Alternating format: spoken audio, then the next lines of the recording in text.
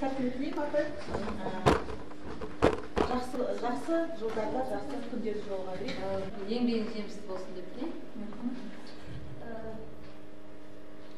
Ұлағатты плащ текші боламыз. Самира сабағыңды жақсы беске оқы. Өміріңдегі бар арман тілектеріне жете бер. Осы жолда күшті өткізетіндей сенім. Қысқасы көңіл күйде жүре бер. Әр күніңді шуақпен бөлесің. Өзіңнің қалаған мақсатыңа жет. Әрқайым әрдайым әдемі болып жүр. Ойларын жинақтап, ұялмай, ашық айта бермей. Әрқашанда өзіңе сенімді бол. Жақсы. Мақсат, амандасуға мақсат бар. Сабағында беске оқып, атыңмен мақтаныш бар. Әрқашанда күлімсіреп жасайтын қаларсың. Болашағыңа сәттілік.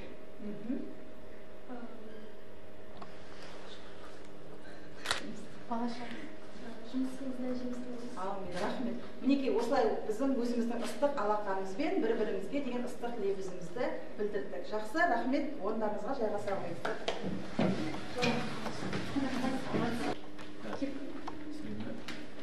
Саламатсыздар ма оқушылар, саламатсыздар ма біздің қонақтарымыз. Бүгін біздің 8-ші Б класында тәрбие сағаты тек қана қыздарды алып отыр. Тақырыпқа сәйкес тақырыбымыз қыз бала ар мен қымбат деген тақырып. Сонымен де жақсы үлкен оқушыларға не алады деп ойлаймын. Және біздің ата-анамыз және Самираның мамасы келіп отыр, Бибігүл Әбішқызы, және мектеп психологы Салтанат апайымыз бар жадырасында.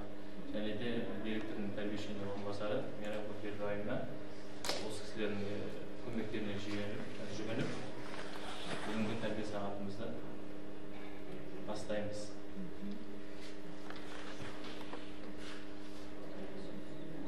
Сөз кезегін бірінші Бибігүл апайымызға берейік. Жақсы, армысыздар құрметті қонақтар. Білесіңдер ма, киелі шаңырақта білім алып жатқан біздің болашақ қазақ қыздарының алтын діңгегін жалғастырып келе жатқан асыл қыздар. Жаңа ағайларын таныстырып жатыр. Самираның мамасын өзімді басқа жағынан таныстырып кетейін, рұқсат болса. Алтын алқа иегері, Қазақстан Республикасы құрметті азаматы, елеулі еңбегі үшін және әлемдегі ең үздік әйел деп республикалық алтын кітапқа енген анамын.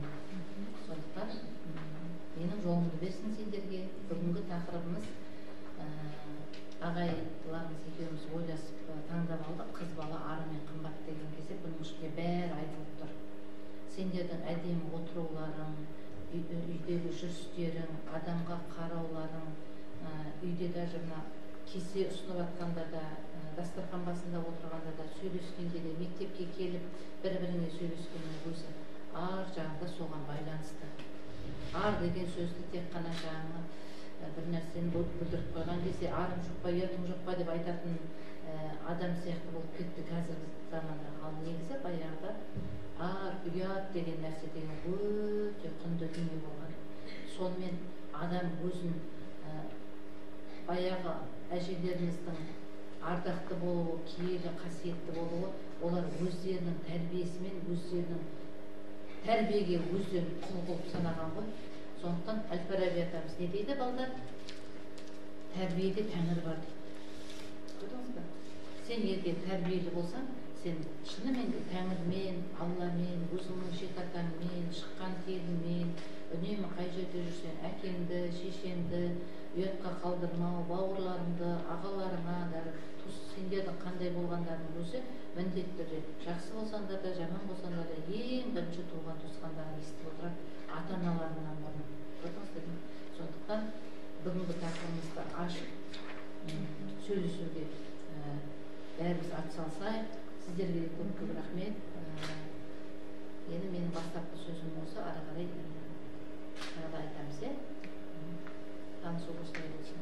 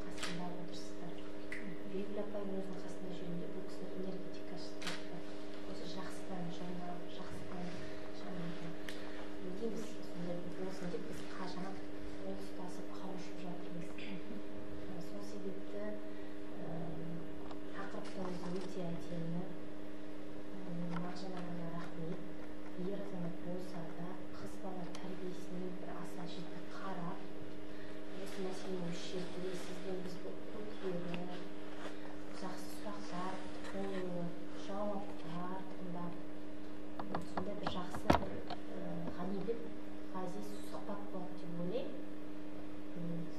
Сәттілік ары қарай.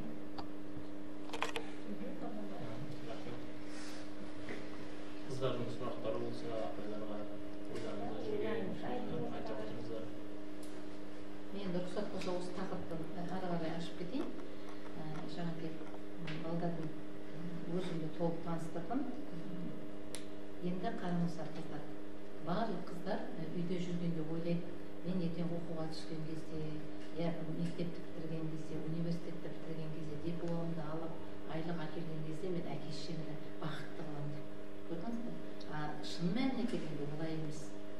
Сендердің әке-шешелерің ұзақ өмір сүруі, олардың аналарың екеуінің, әкең мен ананың арасындағы үлкен сыйластық, міне ұзақ болу ол ұлға да қызға да байланысты. Соның ішінде қыздың тәрбиесі. Баяғыда қыз бала қайтып келген кезде біздің сондай мықты әкелеріміз болған. Біз оны мықты әке деп айтамыз. Қазір мықты әке жоқ. Қазір қайтып келген қызды есікте қарсы алып 4-5 баласымен, 6-7 баласын кіргізіп алады. Ойбай ішіме сыйған қыз сыртыма сияды деп. Бұрынғы әкелер не істеген? Қызы қайтып келген кезде жерді қазғанда, қазір осы жерге өзім тіріліп көмемін сені. Я кетесің, я үйде осылай менің айтқаным көмесін дейді. Көрдің ба? Ол нені білдіріп бар балдар? Осыны ашайықшы. Өйткені қыз бала қайтып келген кезде ең бірінші әке жер болады екен. Әке жер болып қалады екен. Сондықтан бізде мына ең бірінші біз анамыз жақсы көреміз, бірақ әкеміз одан да қатты жақсы көретін себебіміз сол. Көрдіңіз ба? Әкемізге сөз тимесін, анамызға сөз тимесін, бірақ оның бәрі бүгіннен басталады. Сендер мектепте дұрыс болсаңдар, өздеріңді қандай жағдай болғанда да біреулеріңе қазіргі біздің қыздарымыздың не істеп отырғаны сөзге қатты мән береді қазір, қыздар. Мынау бір сөз айтып қалса, соған міндетті түрде жауап беру керек екен деп ойлайсыңдар сендер. Оның жауап берудің қажеті жоқ. Сен дұрыс емес болсаң да саған бір өтірік әңгімені я бір өтірік күнәні жабады ғой, сен үндемей кетіп қал. Өйткені атам қазақ айтады, біреудің кегін біреуде Алла тағала алып береді дейді. Ал сен сол күні үндемей бір мәрттік жасап кетсең, сен 20 жылдан кейін соның бәрі сенің алдыңнан шығады. Сен жұмыста, бір өсейін деп тұрған жеріңде, саған біреу сондай бір жаман нәрсе жасап отырған кезде, Алла тағала осыдан 20 жыл бұрын жасаған жақсылығыңды әкеледі, алдыңнан шығарады да, сен өзің жұмыста өзіңмен өзің көтеріле бересің. Ол кезде саған ақша да керек емес, таныс да керек емес, көрдің ба? Біз өзіміздің мына есеп беру, күнделікті өзімізге есеп беріп отыруымыз керек. Енді қыздар қараңыздар. Таңертең магазин ашылады, кешкісін сатушы магазинін жабады да ақшасын есептейді. Ақша жетпей қалса, ол не істейді? Үйіне ашуланып барады, күйеуіне тиіседі, балдарына тиіседі, я болмаса сатушыға ұрсады. Ал ол өзінің дәл сол мінезін бүгін менде не жетіспей қалды? Мен кімге қабағымды түйдім? Шынымен де біреу қарызға келіп тұрған кезде мен шын сұрап тұрған адамға бермей жіберген шығармын деп өзін қайрамайды. Сол сияқты бізде күнде таңертең ашылған кезде дүкен сияқтымыз ғой. Әдемі ашылуымыз керек, бірақ кешкісін өзімізге есеп беруіміз керек. Сосын қазіргі аналардың, ата-аналардың көп шаршайтыны, балдарымыз үнемі қабағын түйіп жүреді, апай дейді. Үнемі қабағын түйіп жүреді. Бұлай жасасақ та ренжіп жүреді, бұлай жасасақ та ренжіп жүреді. Неге? Өйткені ең бірінші сендердің ата-аналарға сендерден керек дүние сендерді күліп жүрулері. Көрдіңдер? Бүгіннен бастап күліп жүруге үйреніңдер. Адам баласы бір күнде 9000 рет күлу керек екен. Әйтеуір жымию керек, қарқылдап күлуге болмайды қызбаларға, сықылықтап күлуге болмайды.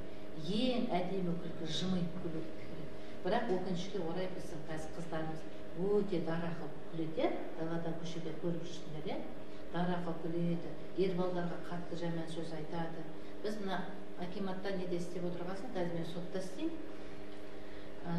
Былтыр 2020-2022 жылы 2 жылда, мысалы Россияда 2 жылда 3700 қыз бала қайтыс болған, 12 жастан 14 жасқа дейін, 16 жасқа дейін.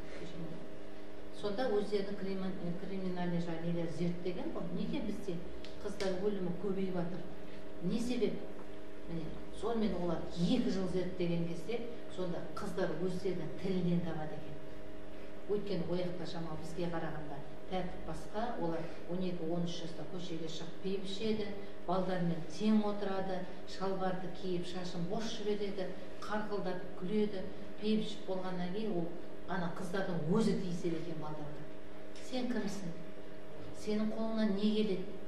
Сен не істей аласың маған дейді екен.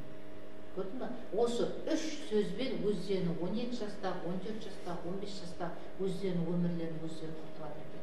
Бұл Ресей елінің шығарған тұжырымдамасы. Сондықтан балдардың қасында жүргенде артық сөз айтпауға тырысыңдар. Өйткені ол ер бала. Біз әйел адамдар көтереміз, жақсы дейміз, кластасымыз ғой дейміз, парталасымыз ғой дейміз. Біз өзімізді өзіміз жұбата аламыз, көрдің ба? Ал ер балдарда ондай не жоқ олар. Ер балдарда атам қазақ көк тәңірге теңеген ғой. Аспанмен байланысып тұрады ер азаматтар. Сосын олар қолдарына қылыш алып, найза алып, атқа мініп елді қорға десе, олар ойланбастан шауып кете береді, көрдіңіз ба? Бірақ олар бәрін көтерсе де, әйел адамның артық сөзін, қыз баланың сондай бір қатты, қытымыр жеріне тиіп тұрған сөзін көтере алмайды. Сондықтан атам қазақтан қыз баланы дұрыс сөйлеуге, үйде әкемен, бауырларымен, кішкентай бөпелермен әдемі сөйлеуге үйреткен. Оның өзі сендердің ертең болашақта Алладан аман болса мектеп бітіріп, университет бітіріп, әйтеуір бір күні болмаса бір күні тұрмысқа шығасыңдар. Сол кезде сол сендердің әдемі өмірлеріне сол дайындық бүгіннен басталу керек. Әкелеріңізді сыйлаңыздар. Қандай жағдайда болса да әкелеріне қарсы сөз айтпаңдар. Жұрттың папасы былай істеп жатыр, жұрттың папасы былай істеп жатыр деген сөзді айтпаңыздар. Ол өте ауыр. Сосын өздерің бүгінгі қазіргі оң босағада отырған босағаларын сыйлаңдар. Сендердің құтты жерге баруларың, жақсы университетке түсулерің, ояқта да жақсы қыздармен, жақсы балдармен, жақсы ортаға түсіп, осындай үлкен біз сияқты, жан-жағын апайлар сияқты, жақсы мұғалімдерге кездесулерінің бәрі сол үйдегі оң босағада дұрыс жүргендерінен басталады. Көрдіңіздер ме? Бәрі кішкентай нәрсе. Үлкен проблема болмайды, қыздар. Еш уақытта үлкен проблема болмайды. Қандай проблема болса да кішкентай нәрседен басталады. Бізде бір күнде 4000 рет түкірігімізді жұтады екенбіз. Бір күнде 4000 рет жұтады екенбіз. Ал бірақ сол түкірігімізді жұтып отырып, біз ашуды, ызаны, біреудің айтқан сөзін құрсыншы деп жұтып қоймайды екенбіз. Оны біз керек емес мына миымізге және жүрегімізге жинаймыз да, содан өзіміздің денсаулығымыз құрайды екен. Көрдіңіз бе? Сонда біздің әжелеріміз, аталарымыз медицина болмағанның өзінде қандай ғұлама болған. Көрдіңіз бе? Сол кезде айтып отырған қызым, ойыңа жаман нәрсені алма. Жақсы нәрсе ойла, жақсы сөйле. Қолыңнан келмесе де тырыс. Ал біздің қазір қоғамда жасы болсын, үлкені болсын, менің еңбегімді ешкім бағаламайды, мен ешкімге керек емеспін деген көп әңгімелер айтылады. Мысалы, сендер де кейде мамаларың айтып қалуларың мүмкін. Мен қанша істеп жатырмын, сендер мені бағаламайсыңдар, үйді тазаладым, бәрін істедім деп ше. Ал енді былай қараңыздар, біз Әл-Фарабидің 215 жылдығын тойладық, былтыр Абай атамыздың 175 жылдығын тойладық. Оның қасында біз кімбіз?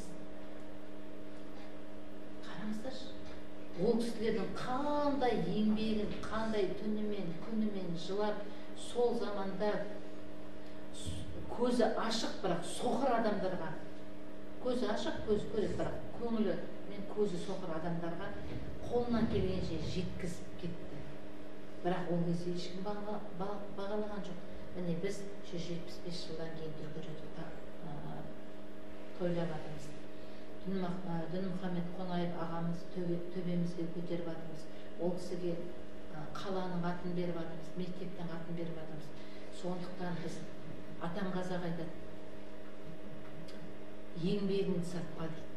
Бірінші, ерінбей еңбектенің дейді. Ол нені бүгіннен бастап кітап оқыңдар. Сосын екінші, атам қазақтың ең жақсы сөзі, арыңды жасыңнан сақта дейді. Көрдіңдер ме? Бірақ мен күнде университеттен, мен колледжбен, мектептен қыздармен күнде сөйлесіп жүремін. Олардың жаңағы ойы солай. Мен университет бітірсем, жұмыс істесем, болды, айлық апарып берсем, мен бір күннің ішінде мама папамды бақытты қылып тастаймын. Жоқ. Олай болмайды. Бүгіннен бастап ар намыстарға тырысыңдар. Ешкімге артық сөз айтпаңдар. Бірінші кешірім сұрауға тырысыңдар. Ол қазақтың қызының ең бірінші мәдениеті, ең бірінші табиғаты. Өткен сендер табиғаттарыңды, өздерің табиғат, сендердің табиғаттарың деген мына ішкі жан дүниелерің, әдемі сөздерің, көрген дүниені әдемі қылып біреуге, үйіндегі бауырыңа, сіңіліңе соны жеткізу, міне адамның табиғаты деген сол. Көрдің бе? Сенің табиғатың дұрыс болса, ар жағына оған үйдегі тәрбиең қосылса, оған мына жерде жан жағында алып отырған мұғалімдердің, апайлардың, ағайлардың жақсы жағын алсаң, сендерден ертең нағыз ғұлама киелі балдар шығады. Сондықтан түсінбедіңдер ме? Отырып бір-бірімен сөйлесіңдер. Мен көп жерде қыздарға айтамын, сендер класстас қыздар болып бір-бірімен сөйлеспейсіңдер, мәселе сонда. Екеу, үшеу болып бөлініп кетесіңдер. Анаумен мынау жоқ, классқа келдіңдер ма? Бір мәселе туындап жатыр ма? Бәрін, неше 12 сыныбы, 12 отырып ойласыңдар, сендерден әдемі, күшті, неше түрлі идея шығады. Өйткені әр қайсының ішінде алтын қазына тұр. Көрдің бе? Сондықтан сендер сөйлеспегеннен кейін, ойласпағаннан кейін бір-біріңді қолпаштап, жақсы, сенікі күшті екен, сенікі күшті екен, келесте солай істейік демегеннен кейін, сендер ойлайсыздар, ой, менің айтқаным кімге керек деп. Өздеріңді шамалы кішкентай күннен күнге төмендетіп тастайсыңдар. Сондықтан қайталап айтамын, барлық нәрсенің бәрі өздерінің ойында. Сосын мен мына соңғы кезде мына нәрсені дұрыс қабылдаңдаршы қыздар. Еркін сөйлеңдер, еркін жүріңдер дегенді сендер андай ауыздарыңа не келсе соны айтып, апайға айтып тастап, ағайға айтып тастап, сөйтіп білдіріп жатыр көп мектептер ше. Еркіндік деген бұл емес. Еркін сөйле деген мәдениетті сөйле, бірақ соны жеткізіп айт деген сөз. Мен кейбір кезде кейбір балдардың ағаймен, апаймен сөйлесіп тұрған көремде жағам ұстаймын ғой. Мектеп қабырғасында мұғаліммен андай сөйлесу деген ол сендердің жастарыңа, даже 11-ші, 10-ші класстың сыныптарына өте ұят нәрсе.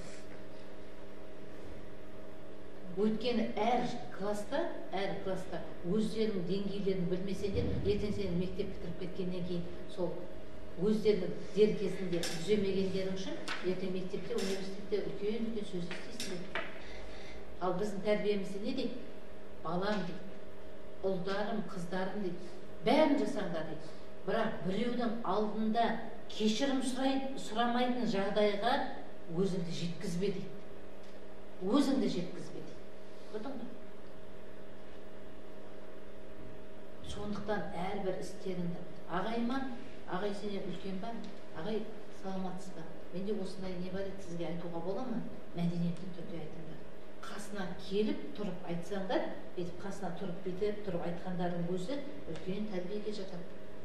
Өтіп бара жатыр, кетіп бара жатыр, шаштарын былай жетіп айтқан ол есептелмейді. Көрдіңіздер ме? Сосын шаштарыңды үнемі осылай негізі пірөрім қылып, болмаса байлап сөйтіп, шаш көшеде жүрген кезде шаштарын босатып жібермеңдер. Сосын маңдай шаштарыңды, кекіл шаштарыңды қимаңдар. Баяғыда әжелеріміз қыз баланың кекілін қиған кезде қыз баланың бағы қиылып жатыр деген екен. Ол қазір сендерге әдейі болғанымен қыздар, ертең қазір сендер әлі жассыңдар, түсінбейсіңдер. Ертең тұрмысқа шығасыңдар, үлкен қыз боласыңдар, үлкен өмірге аттаған кезде соның бәрі шығады. Өйткені қыз баланың маңдайы міне ашылып тұру керек. Сосын мына екі ортадан шашты ашқан кезде мына жерге Алланың нұры төгіледі екен. Алланың нұры түсіп тұрады екен.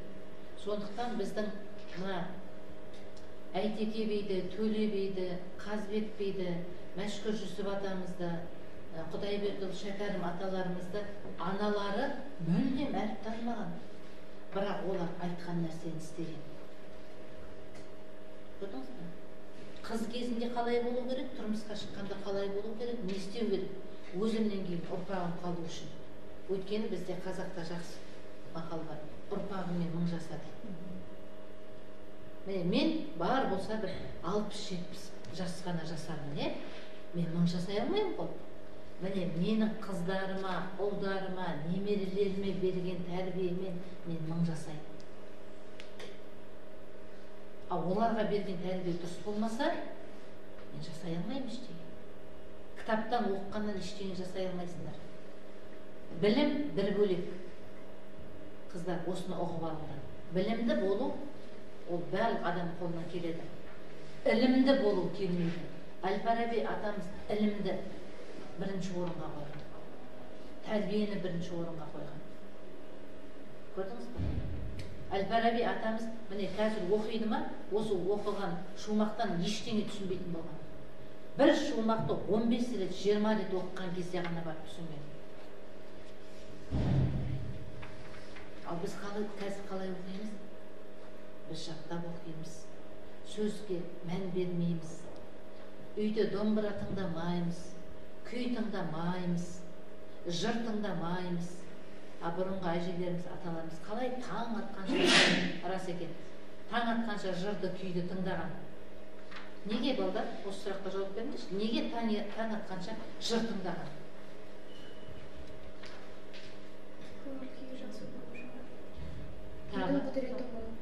Тағы. Сол жылдағы, мысалы, былай айтуға болады, ол кезде адамдарда сөйлеу мәдениеті дамымаған кезде жыр мен күй арқылы оны түсініп оқу өте дұрыс. Тағы.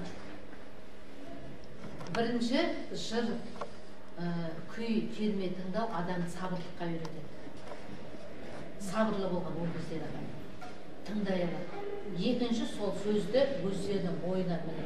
Атам қазақ айтады ғой, құлақтан кіріп ойдалар дейді. Айтылған терме, сөз, терменің ішіндегі сөздер, міне әкеңе, анаңа қиянат жасама, өтірік айтпа, міне келетін дүниеге келген балдарыңа бір күн өмір сүрсен де кесірің тимесін. Міне өмірдің құндылығы дүниеде емес. Жүрген жерінде көрегенді адам бол. Сөйлеген сөзің, істеген істің, киген киімің үшеуі бәрі бірдей сәйкес келсін. Мен сондай. Көрдің ме? Термені сол үшін мына құлақтан кіргізе берген ғой күнде. Соның ішіне қыз балдарды алдыңғы жаққа отырғызып қойған екен. Өйткені сол күйді, жырды тыңдап өскен қыздан домбыра тартатын, болмаса мұғалім, әйтеуір сол заманға өзіне керек адам шыққан. Ал күйді неге тыңдағанбыз?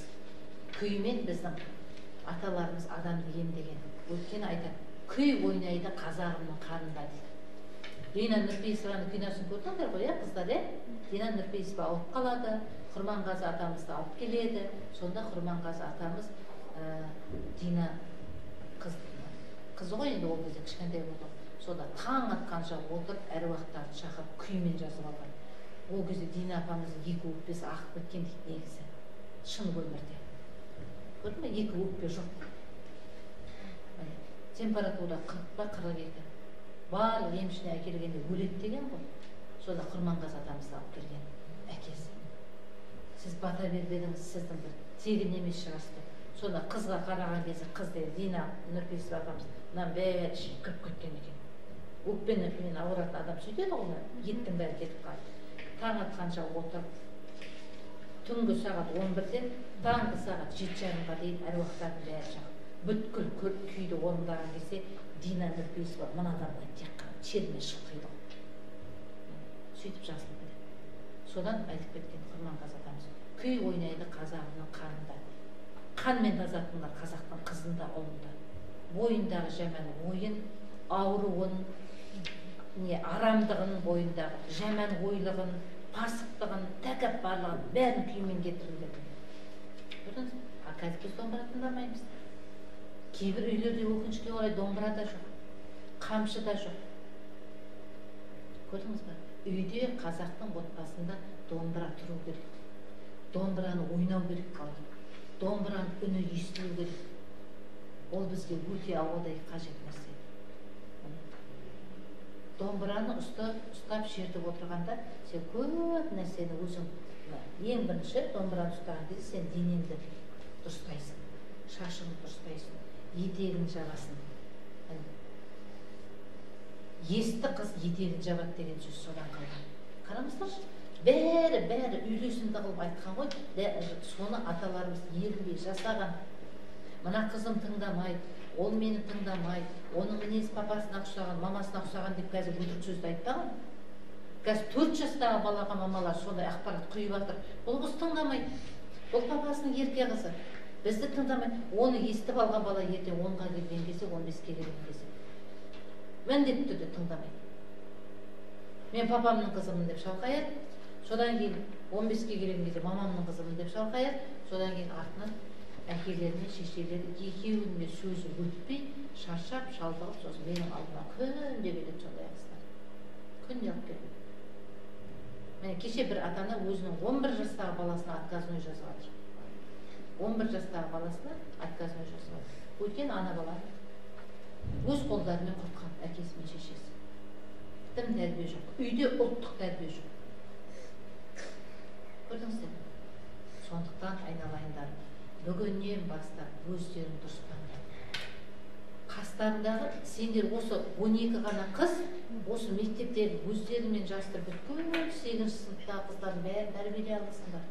Күнде біртіндеп қыздардың қастарына жақындаған сайын, айтады, ана класста осылай кім бар.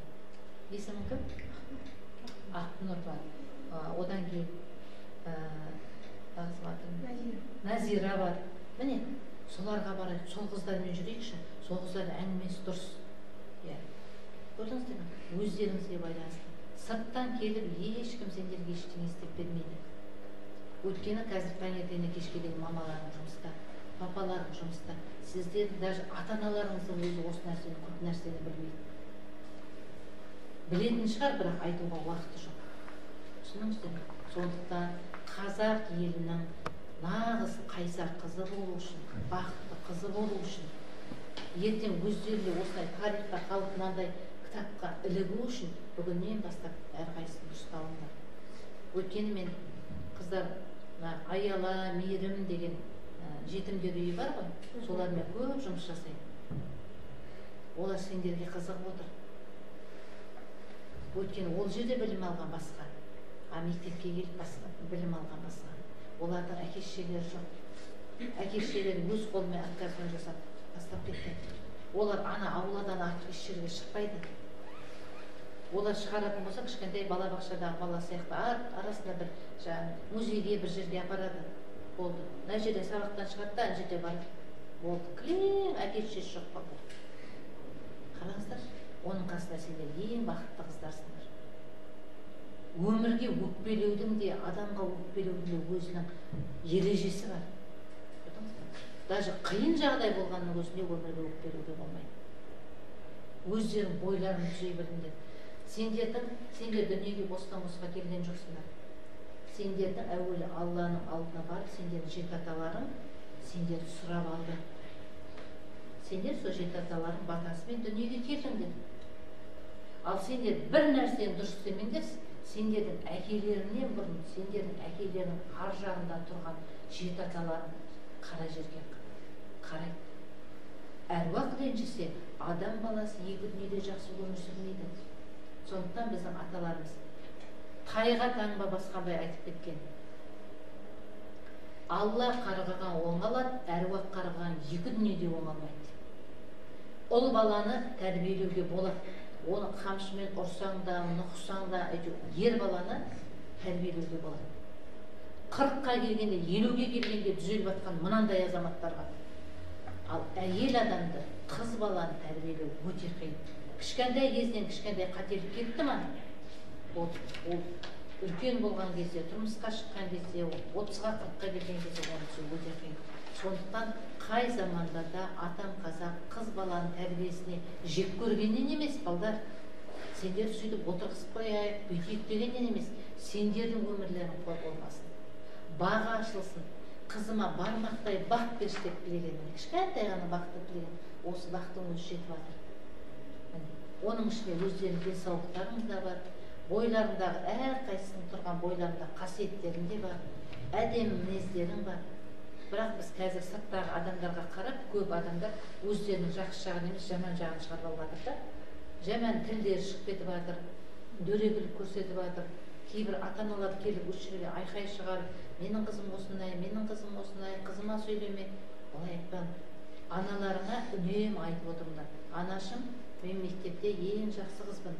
Ағай да, апай да мен үнемі солай бағалайды.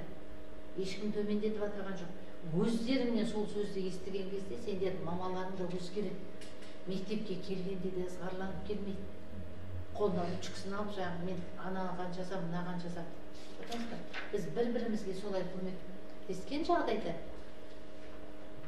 міне, ол көмек деген бізге ауадай қажет. Мына кісілер шаршамайды. Ал бізге бұл кісілердің шаршамағаны керек. Өйткені бұл апайларың, ағайларың ерте сендердің балдарын тәрбиелейді, білесіңдер ма? Сендердің балдарын тәрбиелейді. Ал оған күшті кім береді? Сендер бермесеңдер, сендердің ата-аналарың бермесе, біз бермесек. Бұрын мұғалімді солай ұлағатты ұстаған. Мұғалімге шық жұқтырмаған бір. Өйткені ол кездегі әке-шешелеріміз білген. Айтпаса да біліп отырған. Әй, айналайын, сен қаршадай болып мұғалімге сөйлеме. Ертең сенің балаңның баласын тәрбиелейді сол апай деп. Сөйтіп айтып отырады. Міне, шынымен де бір мұғалім біздің шынымен де балдарын тәрбиелеп пенсияға шықты. Сол кезде біз білдік. Әкелеріміздің, аналарымыз қандай ақылды екен. Көрдің бе? Шынымен де біз балдарымызды ұялмай алып бардық мұғалімдердің алдына. Ұялмай. Апай, рахмет сізге, мен сізден білім алдым. Одан кейін біздің қыздарымыз да барды. Ал қазір аналарда ондай түсінік жоқ. Сондықтан айналайындар. Міне тақырыпты ар жағын өздерін түсініп отырсыңдар ғой. Қыз бала ары мен қымбат деген кезде оған сендердің әдемі жүріс-тұрыстарың кіреді, мәдениетті сөйлегендерің кіреді, ер баламен ара қатынаста сөйлеген сөздерің дұрыс болуларың кіреді. Бізде қазір бәрі, мен кеше бір мектепке бардым, айтпай-ақ қояйын, ойбай, ер балдар жайлы не айтасыңдар деген, ана қыздар деген бәрі ұшып тұрып, ер балдарды сөйту керек, ер балдарды бүйту керек деген кезде, менің көзіме кәдімгідей жас келді. Біздің қоғам соншалықты ер балдарды жек көріп кеткен, не болып кетті? Сондай болмайды. Үйлерде кішкентай бөпелерің, сендердің інілерің бар ғой. Міне, соларды сыйласаң, сыйлаудың бір жолы бүгіннен басталады. Түсіндің? Өйткені атам қазақ айтады. Мына жақта сен жақсы дүниені жасап кетсең, ол міндетті түрде сені алдыңнан шығады. Жақсылық жасасаң да өзіңе, жамандық жасасаң да өзіңе. Менің әзірше айтарым сол сұрақтарыңыз болса қойсаңыздар болады.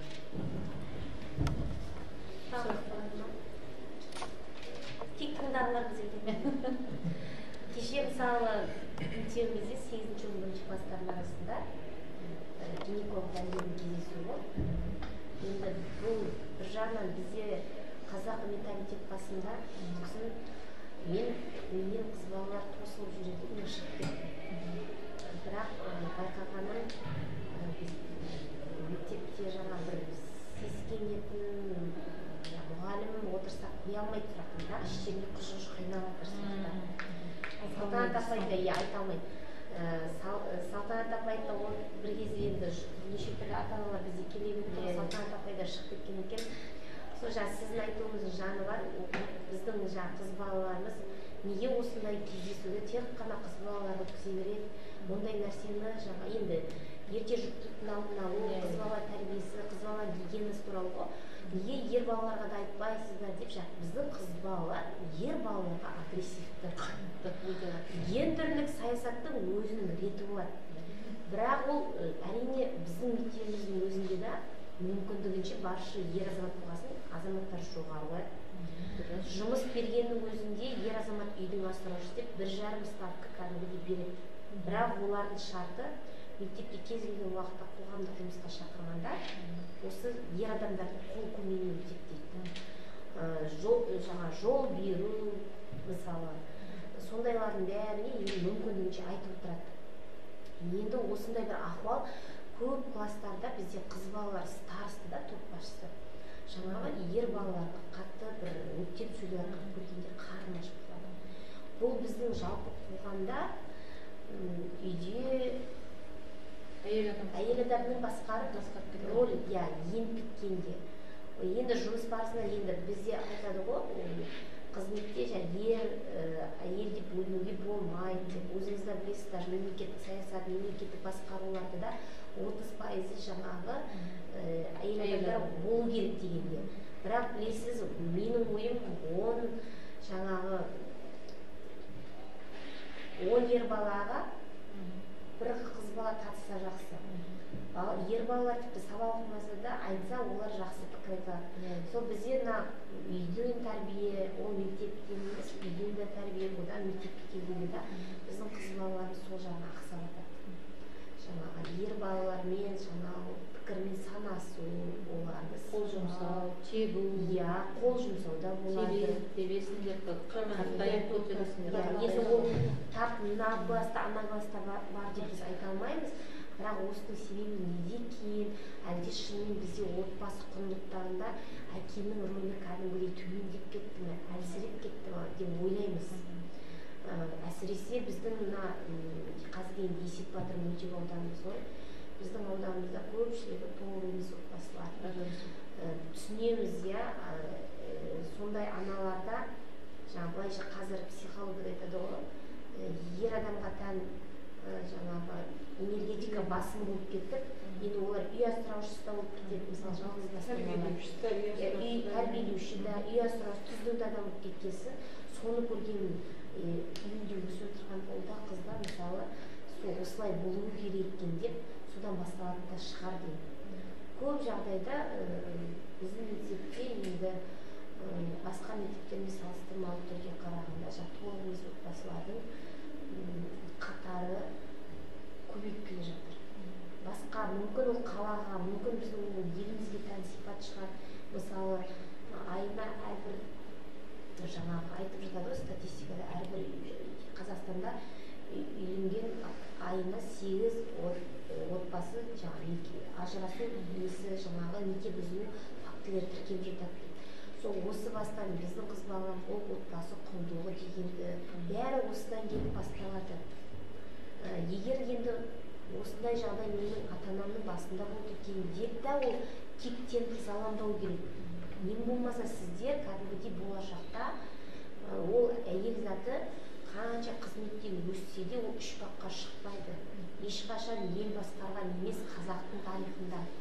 Басқа бір Германияда білесіз ғой, тек қана әйел заты болғанша ол әлемде 200-ден астам мемлекет болса, тек қана ол 10-ға жетпейді. 2-3 мемлекетте ғана жаңағы бір ерекше жағдай әйел адамдардың басқаруы бар. Мүмкін сондай бір әйел адамдар бар шығар ел басқаруға лайықты, бірақ ол мыңнан-бір, миллионнан-бір. Сол себепті осы баста ол қыз бала әрине көзі ашық болу керек, бірақ біздің қыз баласына тән табиғаттың берген нәзіктігін біз жоғалтпау керекпіз. Нәзіктік, инабаттылық, ибалылық, сонысымен тіпті айтқандай біздің жыраулар поэзиясында кезінде Зарзаман ақындары деген болған. Сол кезде біздің Мұрат ақын, Шал ақын, Мөңке би деген біздің ақындарымыз, шайырларымыз шалбар киіп, орыс мәдениетіне енген шалбар киген кезде шошынған. Әйел заты ешқашан шалбар кимеген, шалбар киді деген оның өзі әйелдік қасиетті азайтады. Қарап отырсаңыздар, біз соның бәрін ұмытып бара жатырмыз. Қазір көп нәрсе адасқан адамдардың бәрі біз бәріне қол жеткіздік, материалдық дүние бізде қазір шүкір жағдайымыз. Көп адамдар қазір рухани мына дүниесі қос күйде болып қалды. Бәрі ақшалар бар қазір. Екінің бірі демей-ақ қойын, үштің бірі қазір психологқа жүгінеді. Осындай бір жаңағы жан танушыға жүгіріп, бір мотиватор іздейді. Неге? Оларда ақша бар, машина бар, алдарында ас бар, басында баспана бар. Өйткені біз шынымен біз жанымызда руханилығымыз жоғалтып алдық. Сол себепті мысалы көбісі осы жерде адасады. Әлемдік шетелдік Луиза Хей дегенді оқиды. Осы ретте айтқым келіп, біздің қазағымыздың, өзіміздің Абайдың қарапайым қарасуға басқандарына алжым. Менің өзім салыстырмады, әрине оқу керек, мәдениетті бәрін, бірақ саралайтын фильтр болу керек. Аузымызда фильтр, жүрегімізде фильтр. Сонда Луиза Хейді мақтағанға мен оқыдым. Өзі қатерлі дертке ұшыраған, содан қатерлі дертке сол үміт, сізде үміт жоқ деген қол үзгенде сол адам сол ауруды жеңіп шыққан әйел дейді. Сол жаңағы өзі сияқты адамдарды емдеген, керемет мотиватор деп айтқанға мен кітабын оқыдым. Кімге қалай әсер еткенін білмеймін, өз басым әсер етейін. Оқып отырсам, біздің жастар соған кетіп бара жатыр. Оқып отырсам, бұл Америкаға тән құбылыс, оларда бірақ ол басқаша бағаланатын шығар құндылық. Олар жас кезінен бәрін көру керек деп мықты еркіндікті береді да, нашақорлыққа да барады. Көше кезу, қаңбасты, қайыршылық, бәрін пробовать етіп, көріп, адасып, түрлі ауруды табып, сосын барып таяқ жеп, басына сабақ түсіп барғаннан кейін барып өйстіп бүкіл нәрсе болған, жаңағы өйстіп пір болып ақыл айтып не жазған. Сонда сол бірнеше адамның тарихы жазған. Біздің сол жастарымыз түгіл үлкен буын, орта буынның бәрі сол Луиза Хейді оқиды. Иә, мен оқығасын, менің ана кітап менің жүрегімді тартқан жоқ. Былай иә, сол себепті қазір бәрі шатасулар көп болып жатыр. Ол біздің айдаладан, алыстан іздеудің қажеті жоқ. Біз өзімізді жоғалтып аламыз. Біз өзімізді жоғалтуға сәл қалған, біз ұлтпыз. Тарихта арасында. Сол себепті ең қарапайымы сол өзіміздің Абайымыздың айтып кеткен қара сөз. Оның өзін мен бала кезде, оқушы кезде бір оқыдым. Қара сөзді ол кезде оқу керек деп талап еткесін оқыдым. Бірақ кешеге мән беріп осы оқимын, Абайдың қара сөзін мынаны қайталап оқып едім. Қазір кезде мен танымым бөлек, түйсігім бөлек. Қазір мен басқаша қабылдадым. Қазір мүлдем бір жаңа материал оқып тұрған деп қарадым. Сол себепті өзіміздің асылдарымыздың асыл сөздерін оқиды қыздар. Мысалы, бағанада бізде жақсы бір концерт болып, музыка, балалар тыңдауға жоқ. Тыңдауға жоқ, ақпаратты айтып жатыр, тыңдағысы келмейді, шу басталып. Тек бұл қазір жеңіл дүниеде, тек жаңағы музыка болса, дікс-дікс дейтін. Иә, болды. Арзан дүниеге жүгіреді. Одан берірек мен қыз балаларға шырылдап айтам. Не дейтін? Аниме ма? Жапония елінің бір бұл аниме деген үлкен ғылым апайды өзіме курсқа барып айтады. Ол оқыған адам әртүрлі қабылдайды. Ол бір шығармашылық творчество ретінде қабылдауға болады. Қазір балдар байқасаңыз, WhatsApp-тағы суретіне ағасына көздерін шашатқан бір мультфильм суреттері бар. Бірақ оның аржаны, оның жаңа үлкен ғылым, тұңғиық, көтер алмайтындар өз-өзіне қол жұмсайтындар бар. Жаңа ойындары бар, токийский гол деген бар, бірдеңе. Содан мен жаңа кейбір бізде берілетірге сол бір-екі жылдықта елімізге ЛГБТ, мен ЛГБТ деп айтып жүргенге мен өзім шешім білмейді, осы жақындарымды. Қарасаңыз, жаңа айтасыз, ұзын шашты бірден кесу, жаңа бір жақсы сөйлеп қалыңыз. Ұзын шашта қасиет бар, оны бірден қиюға болмайды. сонда кеше бір қыз бала, мен мысалы мына шашымды өсіре алмаймын, әркімнің шашының табиғаты структурасы әртүрлі. Мына жерден келетін шашын белден түседі, барып шолқ етіп ер балаша қиып тастаған. Неге қидың? Әлде бас тазалығым дұрыс емес пе десе, жоқ, ұнады, қиғым кетті. Анасы қарсы емес. Оны мен ар жағына білем, мен неге үнемі ашуланып жүрем. Өйткені сол белең алып жатыр, батыстан бар, шығыстан келген, Жапония шығыс еді ғой. Сол жаңағы анимеге үңіліп, қыз бала кекілді қойсын, мына Құдай берген қасты, қара қасты жарқыратып көрсетсін. Төбесінен қойсын, жоқ, олар былай қояды кекілді. Одан қалды ұзын кекіл алдына шарап. Одан қалды міне шашын бүйтіп тап-тұйнақтай жинамайды да, қопыратып, бәрін шығарады. Білесіз, шашты өйтіп қопыратып жай алды қарай шығару, жаңа киноларда қандай жамандық шақырады. Қара жамылу дегендіктің. Көз адамның жанары айнасы, оны неге қыз балалар жамылу? Қазақта сөз бар, маңдайың ашық болсын, маңдайының беселі бағым болсын дейді. Ол маңдай сол үшін ашық қояды. Әдемі қылдып ашықтап. Оны да айтып жатыр. Жыл басталға онлайннан келе жатыр, жаңа шаштарды боялап түрліге. Мен де айтып жатырмын. Фиолеті, неше түрлі ас болсын. Мен айтамын, өзіміз астымызда мамасы өзі барып қояды ғой, мен айтамын, енді өзім айтып тұрғасын, менің шашыма қарайтын шығар деймін. Менің оны түсіндіремін, әртүрлі бар, ген бар, тұқым болашақ, экология бар. Менің шашым 19-ші класстан бастап ағарды, қазір шашымның ақыры соған елетам. Өйткені менің сөзіме ісім сәйкес болсын деймін. 90% ағарып кеткесін, қара шашқа, қара түске бояған бөлек, сосын мен осындай түске көп боямас үшін, шашты зақымдамас үшін, химия оның бәрі, сол үшін осындай түске амал жоқ бардық. Ал қалған балалар егер сондай бір ауру сырқауына байланысты болса, түсіністікпен қарайды. Бекерден бекер шаш бояу, әдемі шашты қию, одан қалды өздерінен 2 размер үлкен худи дегенді киіп алады. Сағал барады. Мен сонымен күресіп, мектеп формасын халыққа келтіре алмай жатыр. Өйстіп біреуге шырылдап айтам, біреуге қатты айтам. Көп жағдайда менің енді бұл, сосын білесіз, тәрбие деген ешқандай границасы жоқ. Біздерде жаңа түрлі отбасылар, сәтсіз. Менің жұмысым кейбір кезде опорный пунктке де баруға ұласып кетеді, білесіз ғой, бала қараусызға, ата-анаға байланысты жанжалдар. Мен сондай мүмкін ойлаймын, мүмкін бір сондай бір келеңсіз жағдайлар көп көргесінде мен жаңағы не істейтін шығармын. Өзімше бір қорытындылай алмай, сарай алмай, балаларға тиісті деңгейде жүргізе түсіндіре алмай қалып, тек қатты күйде түсініп айтатын шығармын. Ол балалар ондай нәрсені білмейді. Бұлар дейін бақытты балалар ғой, ұйқылары тыныш, тамақтары тоқ, көйлектер көп.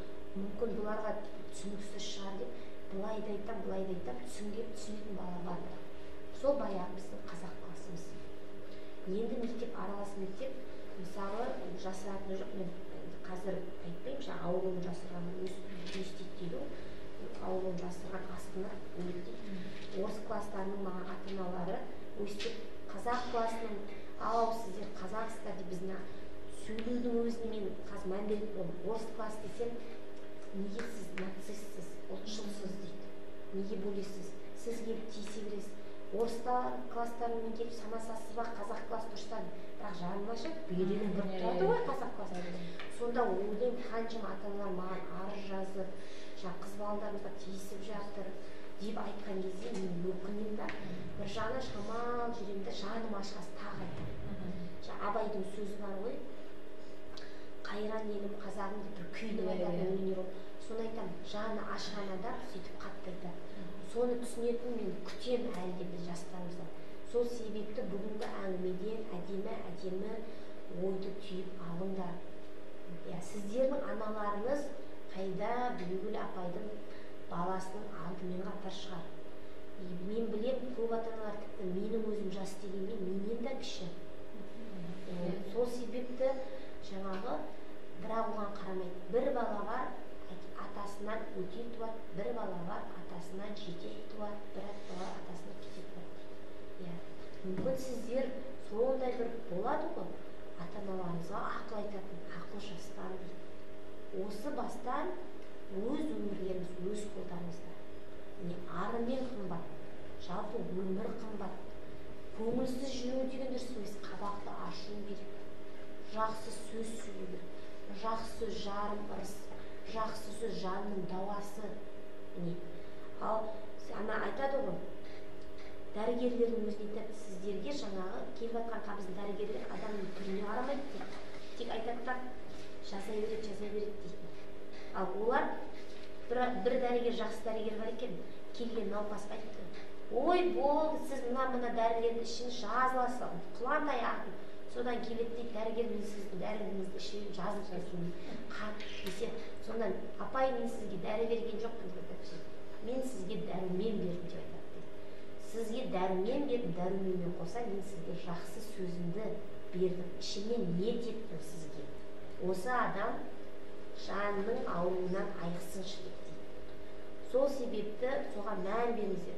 Қарасаңыздар, жаңа мен өзім тосып қалдым, бір кенеттен келгесін бар. Тілек айтудың өзіне қиналып қалып жатамыз. Өз басымнан өтіп тұр жаңа. Сол себепті жақсы сөз айта беру. Сұрақ бар ма? Сұрақ қойыңдар. Мүмкін бір аңыз әңгімелер тыңдағыларыңыз келсе, апайдан жақсы аңыз әңгіме тыңдайық мысалы. Алдыңғы осы бұрын қазақты сабағы болған болатын.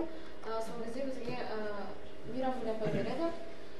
Сол кезде апай бізден сұраған қазіргі таңдағы қыздардың, қазіргі заманға сай қыздардың өзінің әкесінен немесе атасынан үлкен адамға тұрмысқа шығуы ол не себепті деп апай сұрақ қойған болатын. Сол егер дұрыс немесе 50-50 деп тұрып мысал келтіріп айтыңдар деген, біз соған ой пікір тастадық. Енді мен осы туралы тағы да бір басқа мағлұматтар естігім келіп тұр.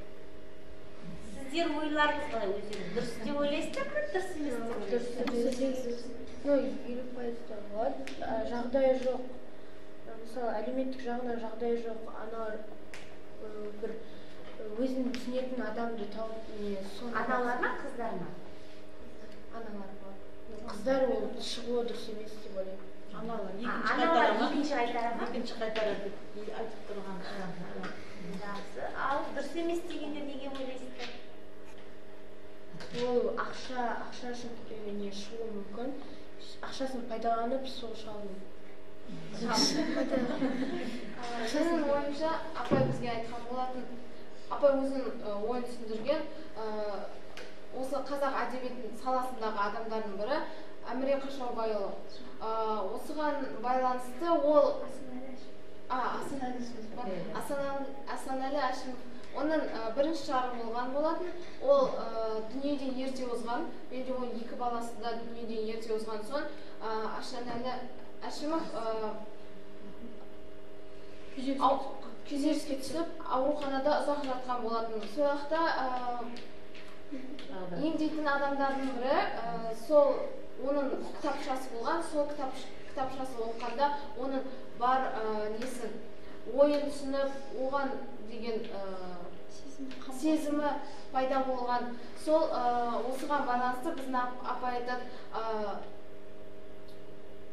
үлкен адамға текті адам басқа далада жүріп тауып алған баланың оны жетім үйіне апарып тастағанша осындай текті адамдардан ұрпақ қалдырған дұрыс тау деп айтады. Да, дұрыс. Әрбір бір құнды тарихымызда ұлпан деген бар, ол Ғабит Мүсіреповтің ұлпан романы бар. Сіздер әлі өтпеген шығарсыздар. Сол ұлпан деген біздің Ақтөбе облысында Шалқарға кеткенде ұлпан деген әзиз бар, соның құрметіне қойған. Ол ұлпанның тарихы өзінен 30-40 жас үлкен Есенейге тұрмысқа шығады.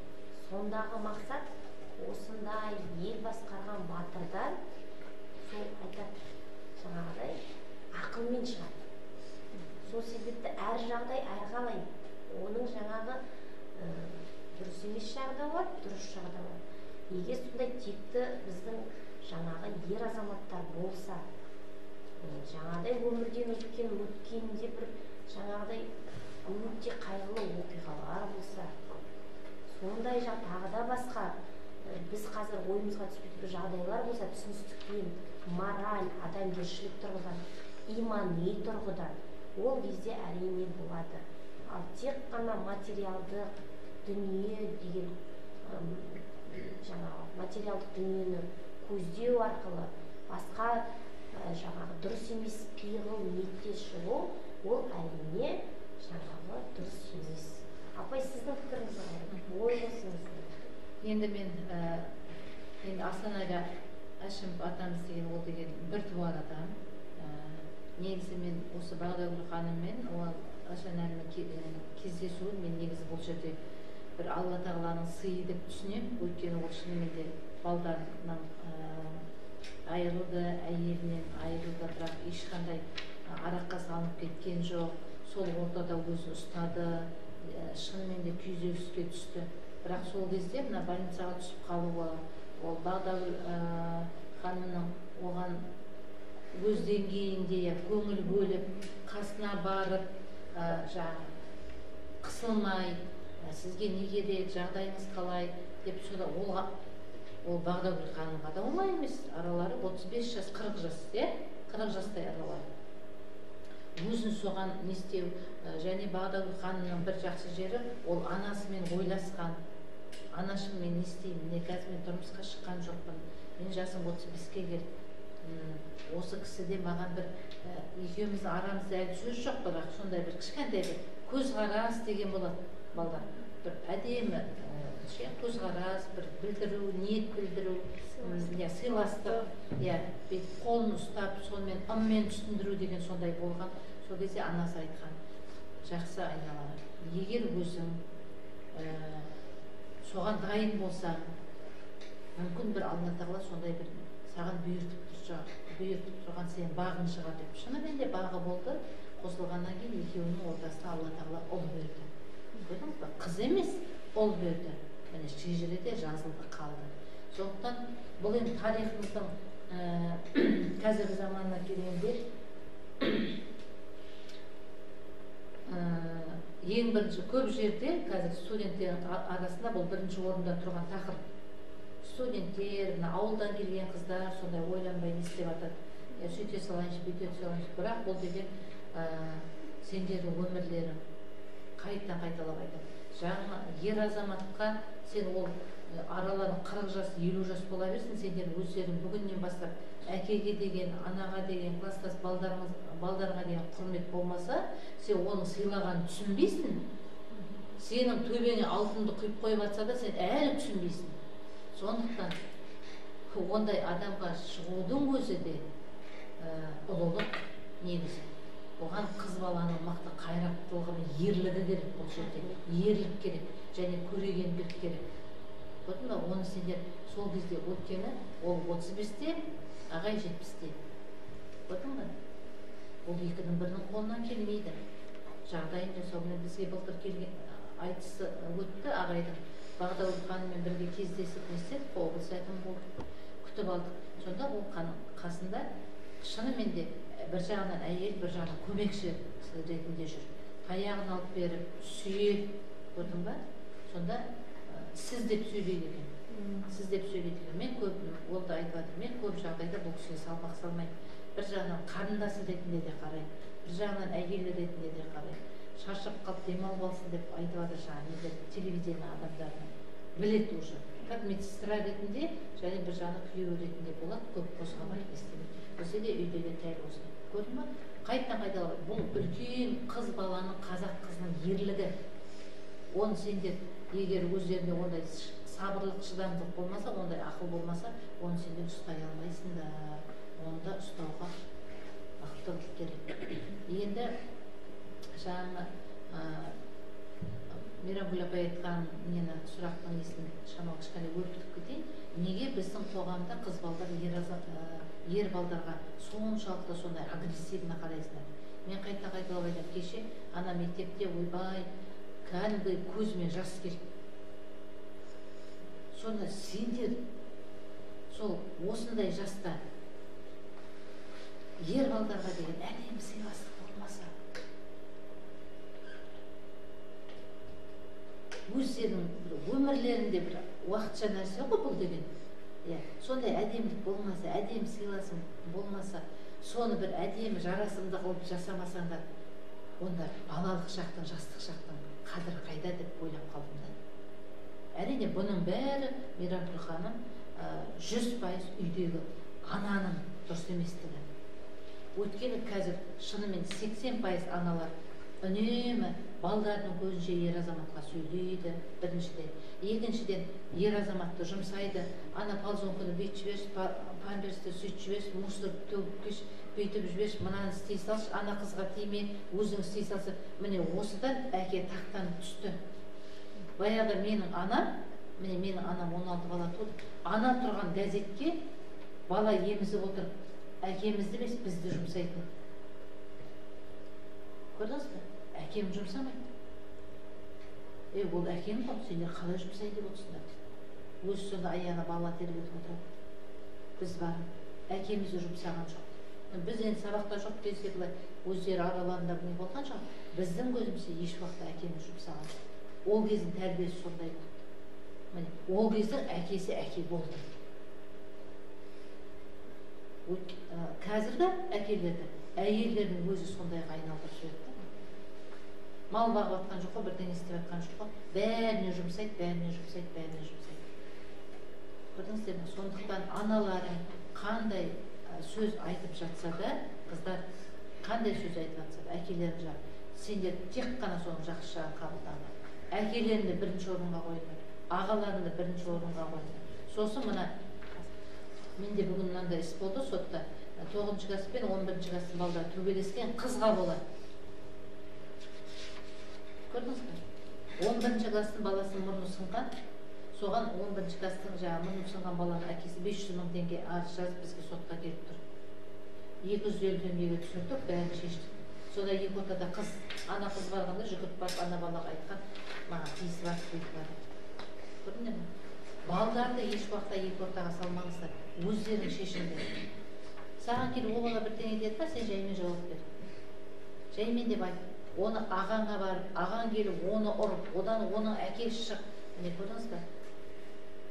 Негізі көп жағдайда 99% көп жағдайда ұрыстың бәрі қыздардың шамалы ақылсыздығынан болады. Ол ақылсыздық.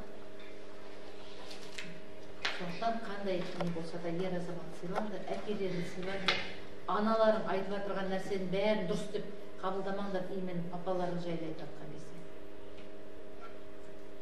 Өйткені әкелерінде сендерді аналарыңнан кем жақсы көрмейді.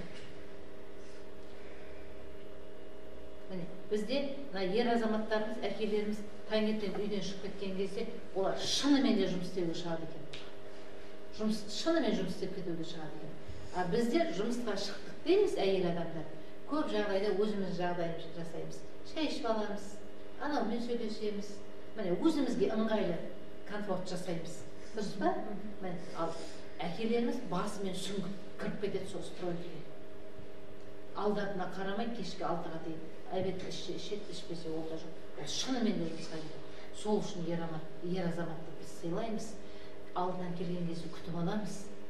Үйге келген кезде ол артық сөз айтпаймыз. Өйткені сендерге нан табам деп, ол бастықтан да сөз естіп жүр. Өзінен үлкеннен де кішіден де сөз естіп жатыр. Осыны біздің аналарымыз үлкен қадір тұтқан. Біліп отырған адам мына жүрегі сезеді ғой. Сондықтан әрбір жағынан үлкен ер азаматқа тұрмысқа шығудың мағынасында ол бірінші тектілік болу керек, көрегенділік болу керек, және мықтылық болу керек. Сен соны алып жүре аласың ба, жүре алмайсың ба? Тағы қандай сұрақтарыңыз бар? Айта алайын. Қазіргі қыздардың жартысы шетелдік әншілеріне немесе анимейтін заттар көреді. Сондай заттарға қызығады. Ал сіздердің өздеріңіздің пікірлеріңіз бар ма? Сондай қызығады. Біз енді оған қызықпаймыз, бірден айтамыз. Екіншіден, батыстың ештеңесін алмай-ақ қойыңдар, оны да айтамын. Батыстан, Кореядан ештеңеден алатын ештеңесі жоқ. Егер бізге батыстың бәрі қызығатын болса, бүткіл 9 миллион адам Димашқа дауыс беріп, ол Димаш Американың бұлағын көтермейді ғой. Сонда Америка елінен сұраған ғой, 9 миллион адам дауыс берді, білесіңдер, сонда айтқан, Димаштың несі ұнады сендерге? Не үшін бүткіл 9 миллион? Сонда айтқан, ең бірінші тәрбиесі. Тәрбиесі. Екінші қарапайымдылығы. Үшінші жай сөйлеген. Жай жымиып қана сөйлеген. Сосын үнемі ең бірінші орында өзінің қазақ тілінде сұхбат береді. Содан кейін бар орыс тілінде сұхбат береді. Содан кейін бар ағылшын, япон соң. Сонда қараңыздар, оның жымиғаны әдемі, жай, даусының жайлығын айтып тұр, қыздар түсінің деп. Көрдің бе? Жай сөйлегені және қарапайымдылығы. Бүткіл шетел соған қызығып тұр. Ал ол біздің қолымыздағы бар үлкен дүние ғой.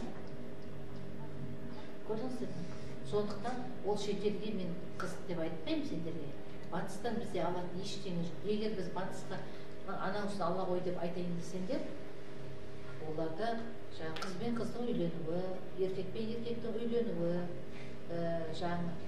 мектепте қалай болса ашық шашық жүруі, киімі мынандай, оларда единый форма деген жоқ. Ояқта единый форма деген жоқ. Ояқта әркім, негізі Америка құрама штаты ғой, әр жақтан құралған халық қой бұлар. Нағыз Америка деген ұлт жоқ. Біз сияқты, бізде қазақ деген ұлт бармыз ғой? Бармыз. Аталарымыз сақтап қалды ғой? Сақтап қалды. Оларда ондай жоқ. Олар бәрі жиналып құралған елдер бұлар. Сондықтан әрқайсысы өздерінің кішкентайда болса мәдениетінен үзіп беріп жатыр. Ал бізде толыққанды құндылық бар. Өзіміздің бойымыздағы қасиетімізді салт дәстүрге ұластырып, оны балдарға беру.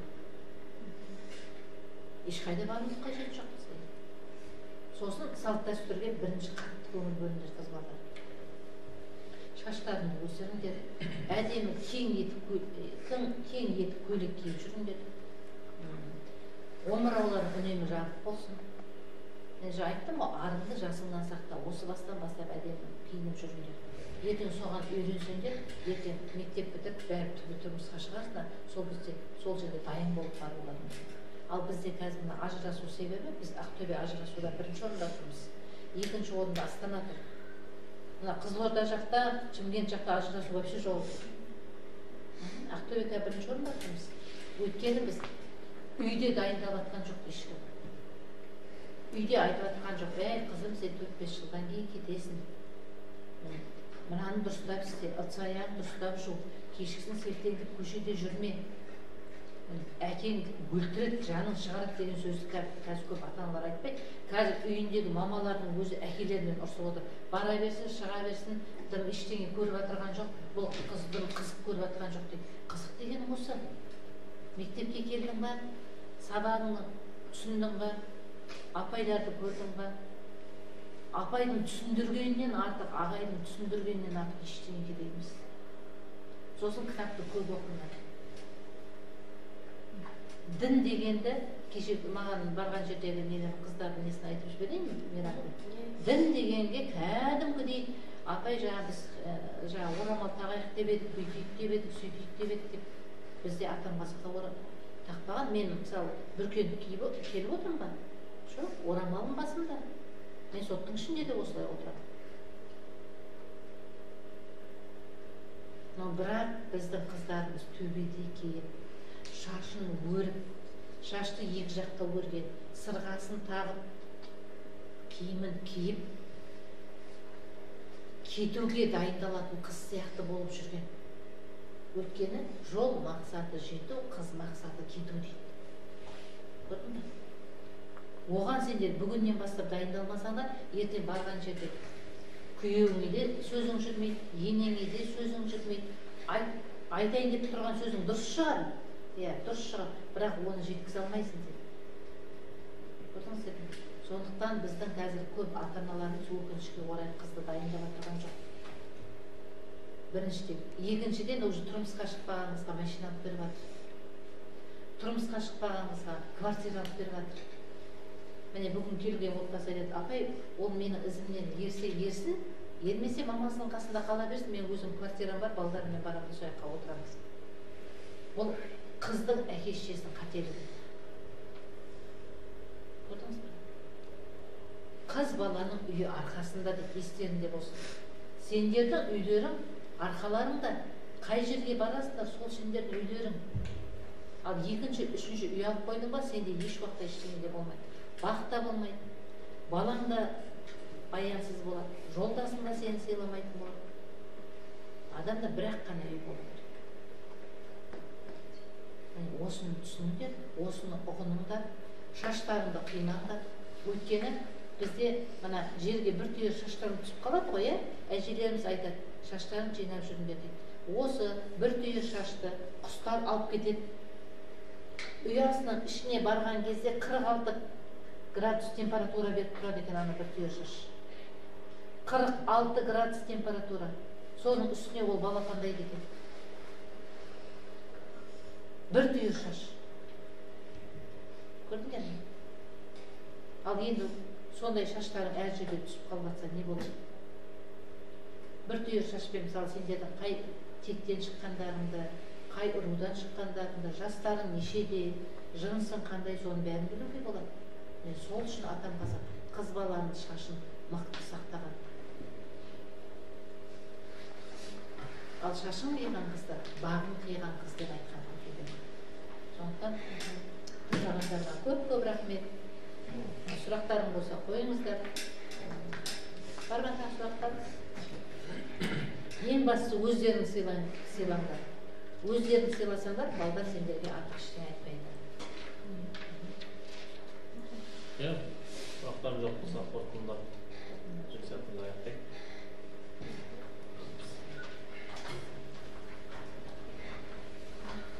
Бүгінгі тәрбие сағатымыз өте жоғары деңгейде деп ойлаймын. Классымыздың қыздары үлкен тәрбие жағынан, өздерінің тақырып бойынша қыз бала ары мен қымбат жағынан үлкен мағлұмат алып, үлкен ой алып деп ойлаймын. Сіздерге де көп-көп рахмет. Сізге де рахмет. Осылай келіп, қыз баламен әңгімелесіп, ойыңызды айтып, жақсы ұғымдар айтқаныңызға Адан апайға рахмет. Мейрамгүл апайға солай рахмет. Алдағы уақытта тағы осындай кездесулер болады деп ойлаймын. Ұйымдастырамыз тағы. Сол.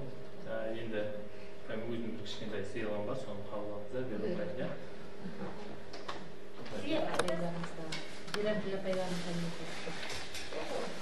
Жалпы деген қыз бала, қазақ деген қыз дұрыс қылып деп айтқан. Сосын негізі жаңағы не дейді, ұлдың аты ұл қойшының қашанда шаңыраққа ие болып қалады. Мен ұлдың жөні бір бөлек, бірақ қыз бала ұлдасы. Сол себепті жаңағы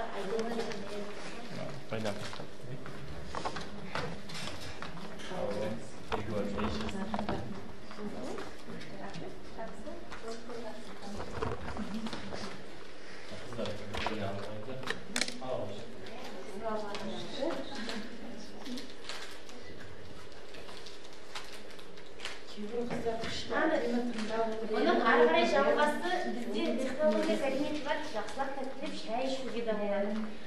Айтайын деген ойым, қыздың 40 ырысы бар, қыздың 40 қасыры бар дейді, қыздың 40 жаны бар дейді.